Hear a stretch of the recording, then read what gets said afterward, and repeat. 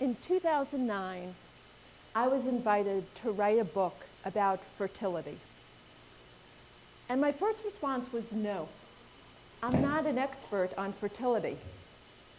But the editor kept coming back to me, and I realized that she was giving me an opportunity to write a book about something that I'm deeply passionate about: health promotion and prevention. Now, I know that that may be boring to some of you, but actually to me it's fascinating. I love giving people options. I love giving them useful information so that they can lead healthier lives. You could even say that health promotion is how I'm wired. In fact, my husband used to tease me. He used to say, "You don't really want to be a doctor. You like taking care of healthy people." Well, I believe that the job of a physician is to partner with people and to help them navigate a confusing world. There were other reasons I said yes as well. Personal reasons. Infertility runs in my family. My aunt and my great aunt both suffered from infertility. And I remember whispered conversations between my mother and her sister. In my practice, I've been touched by women who have yearned to have a child and struggled. And as a prevention person, I know that a human being is set up for a lifetime of better or unfortunately worse health, depending on what they're exposed to in the womb. It made me want to make a difference. And let me tell you, I believe that it's critical that we take this on, because the average baby is born with more than 200 environmental chemicals in them at the time of birth. I hope that bothers you as much as it bothers me. The uterus should be a pristine environment. I was also learning, as the executive director for the Arizona Center for Integrative Medicine, about all sorts of valuable resources that could be used to reduce the number of environmental chemicals in our bodies. And I wanted to get the word out. I believe that this is relevant for all of us, not only babies. The environmental chemicals increase all of our risks of breast and prostate cancer, of environmentally caused conditions like Parkinson's, even high blood pressure, and many other conditions. So think for a minute how it may be impacting you personally. Daily, we're learning more and more about the microbiome and epigenetics and how lifestyle choices that you make influence you, your health, turning your genes on and off. So it probably won't surprise you to learn that the hardest chapter for me to write was the environmental medicine chapter. I wanted to give people information that was useful, practical, doable, and I didn't want to overwhelm them. I didn't want them to simply give up. I wanted to provide a set of strategies that could become habitual. So let me ask all of you, raise your hand if you're already doing this. How many of you choose organic when you can? Great. How many of you have gotten used to carrying a water bottle that's stainless steel or glass? How many of you microwave in glass or ceramic and use those containers to store your food? Fabulous. How many of you are choosing green cleaning products? All right, so a lot of you are already doing these things. Here's one more. How many of you look up your personal care products on the Skin Deep website? Do you know that the average woman uses 12 a day, from shampoo to conditioner to hair gel, makeup? moisturizer, sunscreen. The average man uses about 6. I had good evidence that when people make these changes, it made a difference. For example, in 2011, a San Francisco study gave people freshly prepared food. They didn't use cans and they didn't use any plastics. And they measured the BPA and phthalate levels. Now, BPA and phthalate are endocrine disruptors, which means that they interfere with the normal function of your hormones. And what they found in this study is after only 3 days of getting the catered food, BPA levels dropped by 2/3, and phthalate levels dropped by half. Another study, this one was in children. Researchers gave organic food to children, and after just 5 days, the amount of pesticide in their urine went to non-detectable. So behavior matters. But then, in March of 2013, a month after my book was published, another study came out.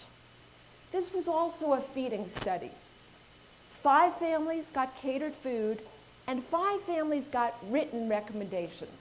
Again, the idea was to eliminate BPA and phthalates and see what would happen.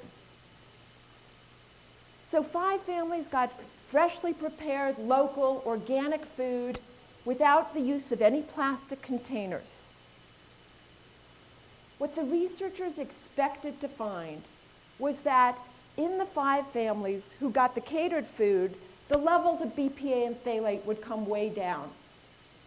And that the people who got written recommendations, essentially there'd be no change. Instead, the researchers were shocked to find sky-high levels of phthalates in the people who got the catered food. In fact, in the children, it was 9 times the EPA safety level. So being good researchers, they went back and they investigated all the ingredients in the food. And they found 2 ingredients, coriander and milk, that had high levels of this phthalate metabolite. Now I went ahead and I emailed the author and I asked whether the coriander and the milk were organic, and indeed they were. And this has left me with what I would call the Coriander Conundrum. Because there was no way that a concerned citizen could have done anything to detect that that food was contaminated with phthalates. So where has that left me? Well, first, let me say I'm a big fan of organic. I'm grateful that the standard exists, and I believe that we have to fight to keep it meaningful. Because, as you know, big food is buying up organic food companies. For example, Pepsi owns Naked Juice, Coke owns Odwalla, even Kashi is owned by Kellogg. Also, we have to recognize what organic does and does not do. Organic protects us from GMO and pesticides, but it doesn't address the chemicals that are introduced to the food during the production or the packaging. It doesn't address the legacy chemicals that are in the soil on which the cows graze, or in the water with which we irrigate the fields, or when a truck drives by and spews lots of diesel fumes all over that field. How many of you worried about arsenic in rice last year? It was in conventional and organic rice. So here's my idea, and I hope that you will help me to spread it. I was raised in a kosher home. Those of you who are also raised that way know what that means. When we went to the grocery store, we looked at the label for an OU or a Circle K. If it wasn't there, we carefully read the ingredients to see if there was anything not kosher in the food. But I had friends whose families kept to a stricter level of kosher, called glatt kosher. And this involved extra supervision of the food. These families paid a lot of extra money for glatt kosher. And by the way, they were not necessarily wealthy. Rather, they had a religious belief that this was the right way to behave. I believe that a large market now exists of people who would buy food that was produced to a higher standard and that they would pay extra for it.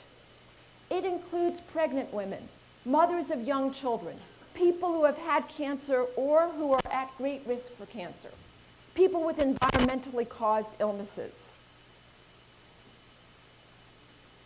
This is already being done in cosmetics. Neutrogena has a natural standard line, and in that line they guarantee no sulfates, no parabens, no phthalates, no petrolatum, no dye.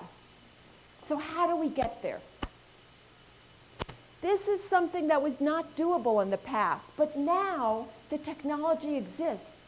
It was used in the Coriander study. At our center, we're using a similar technology to create a multiple assay test of sweat to look for immune markers and stress hormones. We could develop the same technology to look for environmental chemicals. It would be really expensive at first, but once it was created and widely used, the cost could come way down.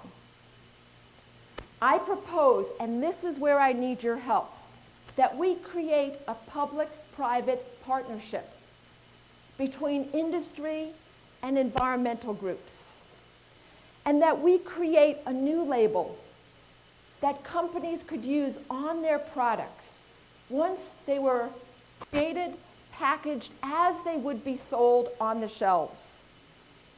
This would allow us to move beyond organic, and it would assure a safe food supply for ourselves, for our children, and for future generations.